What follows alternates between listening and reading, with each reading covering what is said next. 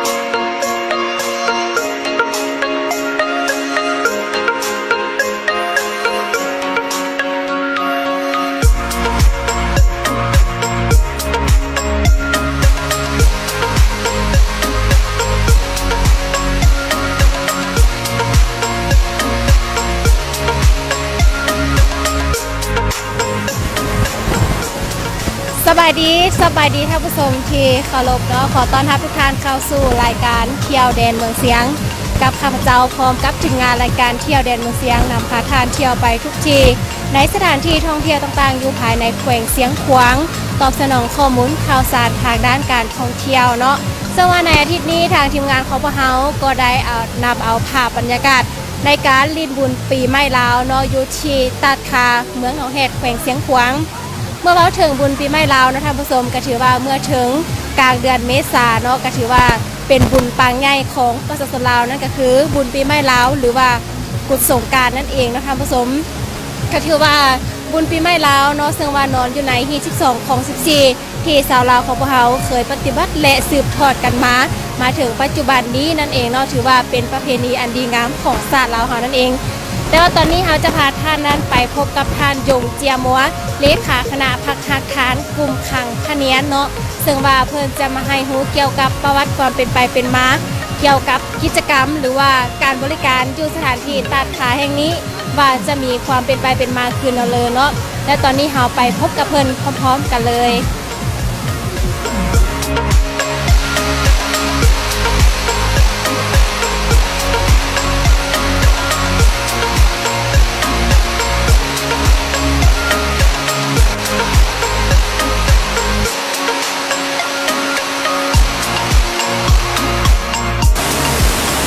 ท่านผู้ชมเนาะดังที่เสนอไปตอนเมื่อกี้แล้วว่าทางทีมงานของเราจะพา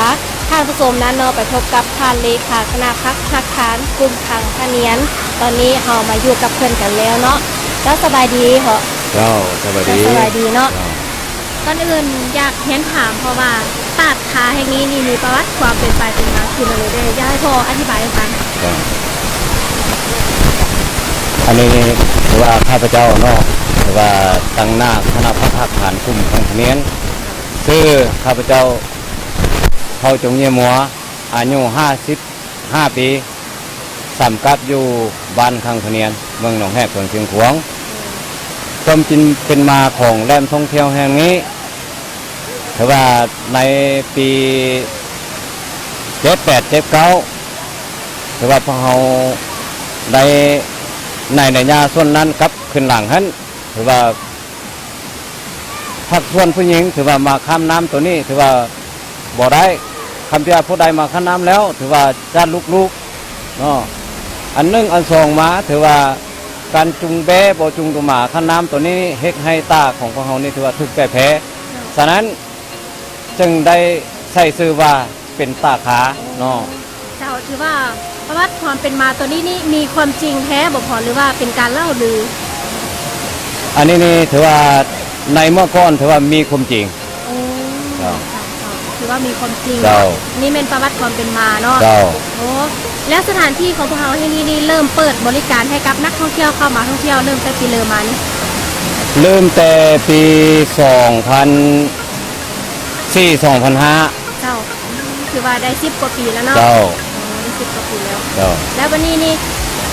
แขกที่ว่าเข้ามาท่องเที่ยวนี่ประมาณเดือนเลยที่เขาเจ้ามาหลายที่สุดนอกจากเทศกาลงานบุญแล้วนี่ละ เขาเจ้ามักมาเที่ยวชมนี่ถือว่ายามที่ว่ามีบุญใหญ่อยู่เมืองบ่หรือว่าอยู่แต่ละแขนงการของเมืองบ่เขาเจ้าก็มักลงมาในยามที่ว่ามีบุญสำคัญ โอ้โดยแล้วมือปกติทั่วไปมือที่บ่มีงานบุญนี่เด็กเขาเจ้ามาบ่ มาเจ้า มาหลายบ่ ผู้คนหลายเติบนะ เจ้า เจ้า แล้วบัดนี้แขกต่างประเทศได้มาบ่ มา โอ้แขกต่างประเทศก็มา เจ้า เขาเจ้าก็ได้มาเห็นแล้ว เจ้ามีทั้งเวียดนาม เจ้า แล้วก็มีทั้งไทยแล้วก็มีทั้งจีนเขาเจ้าก็มา โอ้เขาเจ้ามาฮอดแล้ว เจ้าเจ้า โอ้บัดนี้อยากขออนุญาตถามพ่ออีกว่าเรื่องการบริการหรือว่าการเก็บฟรีอยู่สถานที่ท่องเที่ยวแห่งนี้นี่เขาได้มีบริการขึ้นแล้วเลย เจ้าแต่ว่าเมื่อที่พวกเราทะลุเส้นทางเข้ามาถึงแล้วถือว่าพวกเรามีการเก็บที่มีอยู่3ขั้นตอน4ขั้นตอนเนาะขั้นตอนที่1ถือว่าเก็บที่รถใหญ่ขั้นตอนที่2ถือว่าเก็บที่รถจักรขั้นตอนที่3ถือว่าเก็บที่คนพักควรที่จะเข้าชมแหล่งท่องเที่ยวแห่งนี้ เป็น3ขั้นตอนเนาะ เจ้า แล้วบริการฝากรถนี่เท่าเลยบ่รถใหญ่รถจักรหรือว่า เจ้า คนเข้านี่เดี๋ยวเขาไล่พูดเท่าเลย ขั้นตอนที่1รถใหญ่นี่ถือว่าคันหนึ่ง20,000 กีบต่อคันแล้วก็รถจักรถือว่า 5,000 กีบต่อคันคนภายในประเทศเฮาถือว่า 5,000 กีบต่อคนแล้วก็คนต่างประเทศถือว่า 10,000 กีบต่อคน แล้วเป็นฤดูกาลเลยที่ว่าตาดนี่มีความสวยงามที่สุดเลย เจ้าเป็นฤดูที่ว่าเดือน10 11ของทุกๆปีนี่ถือว่าแหล่งท่องเที่ยวเฮาหรือว่าตากของเฮานี่ถือว่าเวลานั้นถือว่าน้ำใหญ่ถือว่างามที่สุดเวลานั้นเจ้า แล้วมีน้ำไหลมาตลอดปีเลยบ่ตาดเฮานี่หรือว่า เจ้าตากเฮานี่ถือว่ามีน้ำไหลตลอดปี เจ้า คือปัจจุบันนี่แหละ เจ้าเขาจะสังเกตเนาะคือเหลียวไปเห็นจะมีความงามแล้วก็สูงอีก แล้วตาดนี่ตั้งแต่ถึงตาดลงมาฮอดตีนตาดนี่มีความยาวสักเม็ดหนึ่ง เจ้าตากของพวกเฮานี่ถือว่ามีอยู่3จุกใหญ่เนาะมีตาก1และตาก2และตาก3เนาะแล้วก็แต่ตาก1มาหาตาก2นี่ประมาณ100 กว่าเมตร ร้อย แล้ว กว่าเม็ด เจ้าแล้วก็ตาก2ไปหาตากที่3นี่ประมาณ3-400 เมตร โอ้เพราะว่าลูกแต่ตาดหนึ่งหาตาดสามเนาะ เจ้า แล้วความสูงของตาดนี่นะตั้งแต่ลุ่มขึ้นถึงนั้นประมาณเท่าเลย ประมาณ3-400 เมตร ซึ่งค่อยไปจามใส่ตาก3 เจ้าที่ว่ามีความสูงพอสมควร เจ้า เนาะ แม่นแล้ว เจ้าแล้วในโอกาสนี้พออยากเชิญชวนเนอกแขกทางภายในและต่างประเทศผู้ใดที่ว่ายังบ่ทันเคยเห็นยังบ่ทันมาฮอดยังบ่ทันมาเห็นพอแนะนำให้เขาเจ้าสามารถเข้ามาได้มาท่องเที่ยวสถานที่แห่งนี้คืนนั้นเล เจ้าย เจ้าอันนี้นี่ข้าพเจ้าตั้งหน้าคณะพักหักฐานกลุ่มครั้งเรียนขอเชิญชวนบรรดาไอ้น้องบ่ว่าภายในประเทศแล้วก็ต่างประเทศเนาะถือว่าในฤดูกาลที่ว่าจะเข้ามาแหล่งท่องเที่ยวพวกเราถือว่าได้ทุกงามเนาะ เจ้า แล้วก็ลื่นแต่ทางแยกทางเลขที่7มาหาแหล่งท่องเที่ยวของพวกเราประมาณ4 กิโลเมตรกว่า ที่ว่าบ่ได้ไกลเนาะ เจ้าฉะนั้นในนามข้าพเจ้าตั้งหน้าคณะพักขอเชิญชวนบรรดาไอ้น้องภายในประเทศก็คือต่างประเทศ ผู้ใดที่ว่ายังบ่ทันได้เข้ามาฮอดมาถึงข้าพเจ้าขอเฮียงห้องให้บรรดาท่านผู้ที่สนใจอยากเข้าชมก็เข้ามาได้ตามใจมัก เจ้าแล้วพออยากวันนี้พออยากเที่ยวห้องมายังพ่อแม่ปางสนบ้านใกล้เคียงเนาะหรือว่าแขกทางภายในและต่างประเทศที่เขาเจ้าเข้ามาท่องเที่ยวเนี่ยจงช่วยกันอนุรักษ์ปกปักรักษาสถานที่แห่งนี้คือนั่นเลยเด้ เจ้าอันนี้นี่ถือว่าในนามข้าพเจ้าเห็นว่าอยู่ในแหล่งท่องเที่ยวของพวกเรานี่ถือว่าพวกเราก็มีกฎระเบียบตัวหนึงถือว่านักแต่เป็นต้นไม้หรือว่าต้นอ้อยบอหรือว่ายอดไม้นานาชนิดถือว่าพวกเราได้ห่วงห้าม ทุกท่านทุกสหายที่จะเข้ามาแหล่งท่องเที่ยวของพวกเราอยากให้ทุกท่านทุกสหายขอช่วยการปกปักรักษาให้แหล่งท่องเที่ยวพวกเราให้สวยสดงดงามแล้วก็ให้ยืนยงตลอดไป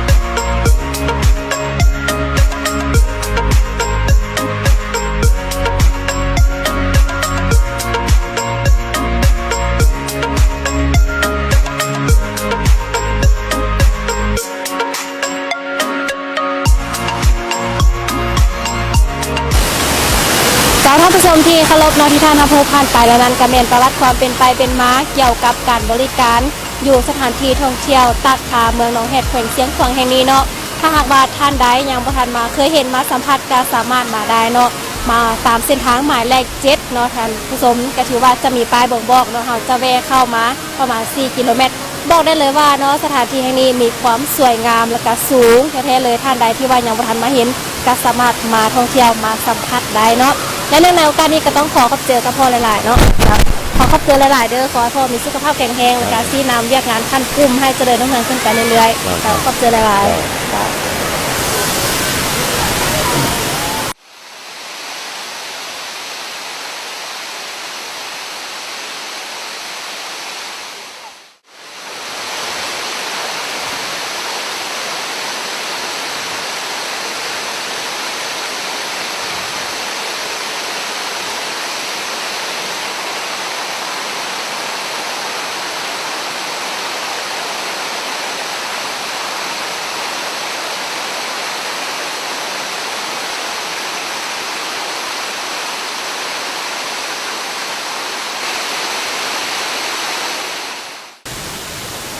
เจ้าท่านผู้ชมเนาะเมื่อว่าถึงแหล่งท่องเที่ยวทางด้านประวัติศาสตร์ธรรมศาสตร์และวัฒนธรรมแน่นอนเนาะหลายๆบนถือว่ามีความแตกต่างกันไปมีความเป็นเอกลักษณ์มีความสวยสดงดงามที่แตกต่างกันไปเนาะท่านผู้ชมก็ถือว่าสถานที่แห่งนี้เนาะ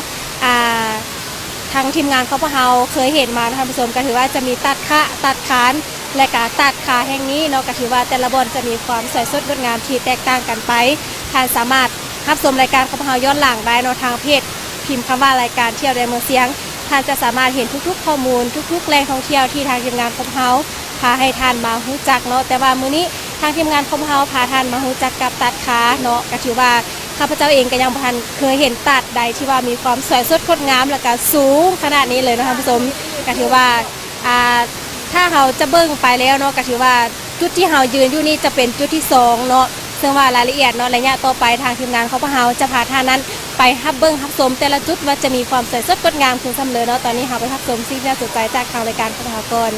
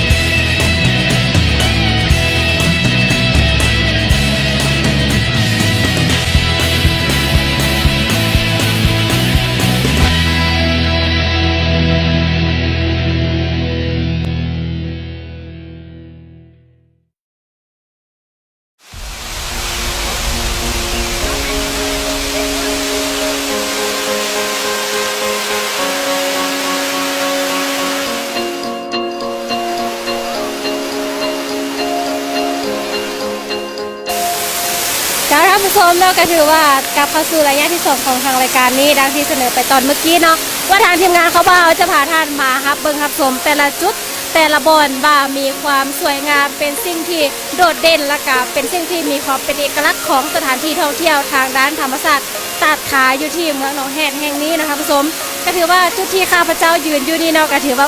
มีความสวยสดงดงามพอสมควรเนาะข้าพเจ้าเองก็บ่เคยเห็นตาใดที่ว่ามีความสวยงามขนาดนี้เลยเนาะเขาจะสังเกตก็คือสิ่งที่ธรรมชาติสร้างขึ้นนั่นเองท่านผู้ชมก็ถือว่าจะมีถ้าว่ามีตาดเนาะก็คือจะมีเป็นบัวเนาะพระเจ้าจะเป็นบัวเขาสามารถเข้าไปอยู่ทางในได้แล้วก็เขาสามารถไปเบิ่งจุดต่างๆ ที่ว่ามีความสวยงามเนาะเขาจะพาท่านไปเบิ่งแต่ละจุดว่าจะมีความสวยงามคือเลยค่ะไปพร้อมกันเลย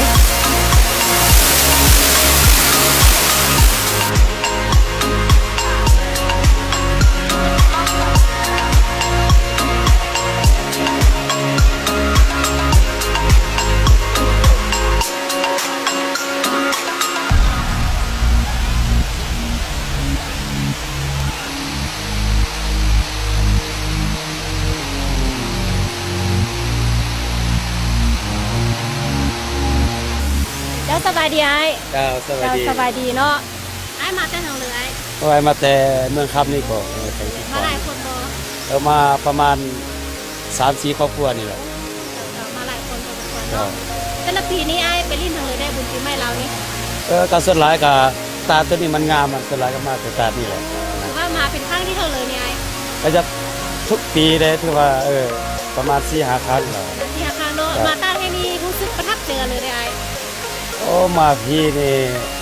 มันสุดเกินมันเรื่องอากาศเรื่องธรรมศาสตร์มันงาม เป็นแบบธรรมศาสตร์ต้นไม้ใหญ่จังซี่นะงามตกตานี่ก็สวยงาม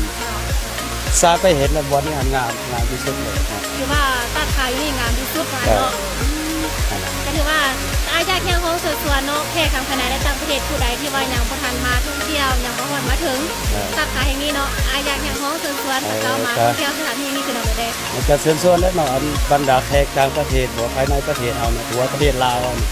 เนาะครับทั่วต่างประเทศกันเนี่ยก็ขอเชิญชวนมาเยี่ยมยามตาทางเมืองคำเมืองน้องแหกเนาะ มาตามเส้นทางหมายเลขเจ็ด มาตามเส้นทางหมายเลข7นี่ออกไปเกี่ยวกับชายแดนมันก็ไกลๆกับเวียดนามตรงนี้ หรื เนาะ อว่าจะมีป้ายบอกมา มี เนาะ ป้ายบอกมาแต่ว่าสวยงามดีเนาะน่าประทับใจ เขาเจอร้านอะไรเด้อ เจ้า เจ้า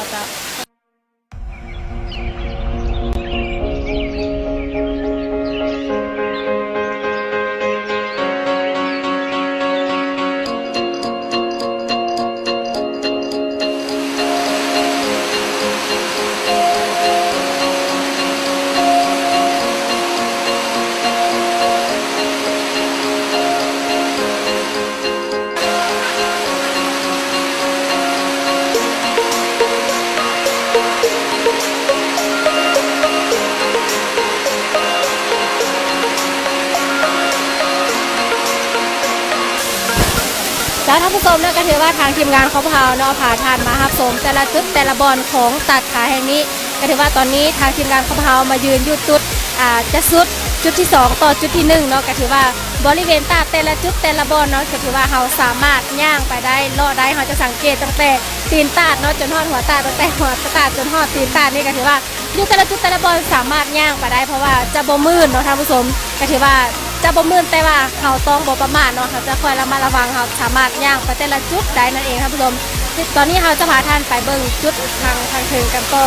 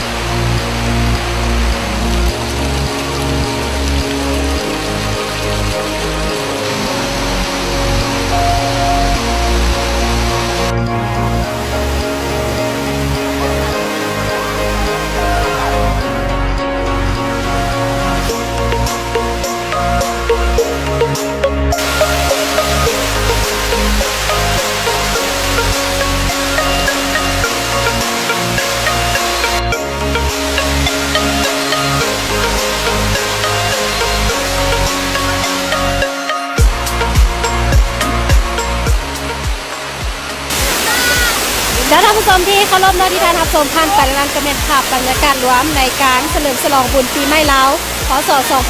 2552 อยู่ที่ตัดขาเมืองหนองแหดแขวงเสียงของแห่งนี้ก็ถือว่าทางทีมงานของพวกเราเนาะเก็บเอาภาพบรรยากาศหรือว่าส่วนใดส่วนหนึ่งมาต้อนมาฝากให้กับท่านได้ติดตามรับเบิ่งรับชมกันเท่านั้นถือว่าท่านใดที่ว่ายังบ่ทันมาเคยเห็นบ่ทันมาสัมผัสก็สามารถมาได้เนาะได้เลยว่าตัดขาอยู่ที่เมืองหนองแหดถือว่าเป็นตาที่ว่ามีความสูงและก็มีความงามที่สุดอยู่ภายในแขวงเสียงขวางของพวกเราแน่นอนเนาะถ้าหากว่าท่านมาเล่นมาท่องเที่ยวมาสัมผัสรับรองว่าบ่ผิดหวังอย่างแน่นอนเลยเนาะท่านผู้ชมก็ถือว่าทางทีมงานของพวกเรานำเสนอให้กับท่านได้ติดตามรับเบิ่งรับชมเนาะถือว่าตอนนี้ข้าพเจ้ามายืนอยู่จุดที่ว่าหัวตาดกันแล้วนะคะผู้ชมก็ถือว่าถ้าหากว่าท่านใดสนใจก็สามารถมาลิ้นมาเที่ยวมาสัมผัสกับบรรยากาศดีๆแบบนี้ได้เลยเนาะได้ดำเนินมาฮอดดีเป็นทางรายการของเราก็ใกล้จะหมดลงแล้วก่อนจะจากกันไปก็ต้องขอบใจกับแผนกแถลงข่าววัฒนธรรมและท่องเที่ยวแขวงเสียงขวางที่เอื้ออำนวยความสะดวกขอขอบใจกับลาวสกายเวย์พร้อมด้วยสมาคมซื้อสัตว์ขายสินแขวงเสียงขวางที่ให้การสนับสนุนรายการของพวกเราด้วยดีตลอดมาและขอขอบใจคณะพักภูมิทางพะเนียมที่พาทางทีมงานของพวกเราพร้อมกับทางผู้ชมเนาะมารู้จักมาสัมผัสสถานที่ท่องเที่ยวแห่งนี้ก็ถือว่าในอาทิตย์ต่อไปทางทีมงานของพวกเราเนาะจะพาท่านไปรู้จักไปสัมผัสกับสถานที่ท่องเที่ยวแห่งใดเนาะต้องติดตามในอาทิตย์ต่อไปสำหรับมื้อนี้ลาไปก่อนพบกันใหม่ในอาทิตย์ต่อไปสบายดี